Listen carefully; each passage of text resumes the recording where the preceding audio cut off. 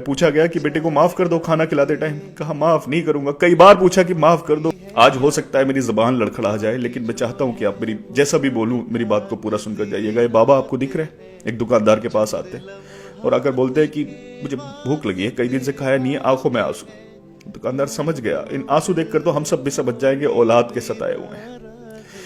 बाबा को कुछ दिया, उसने सारी कहानी बताई तो बाबा ने कहा कि मेरी औलाद ने, मेरे बेटे ने कुल्हाड़ी लेकर मेरे ऊपर चढ़ा है। ऐसा बाप रो रहा है। पूछा गया कि बेटे को माफ कर दो खाना खिलाते टाइम, कहा माफ नहीं करूंगा। कई बार पूछा कि माफ कर दो, रोते हुए कहा कि माफ नहीं करूंगा।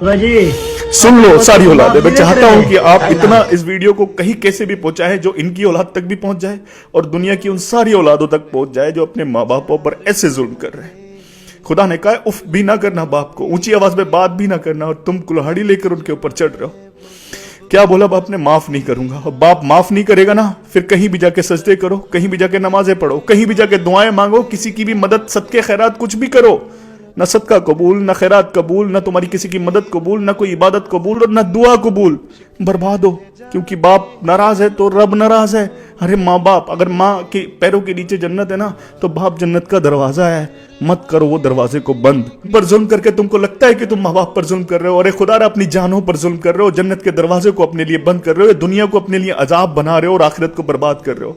खुदा अपनी जानों पर जुल्म मत करो, मत सताओ, मत सताओ, क्योंकि इस दुनिया में अगर किसी की आंख में हमारी वजह से आंसू आया हो, उसका हिसाब नहीं दे सकते, तो सोचो एक बाप की आंख से निकला हुआ आंसू अगर तुम्हारी वजह से निकला है तो कैसे हिसाब दोगे? हाथ के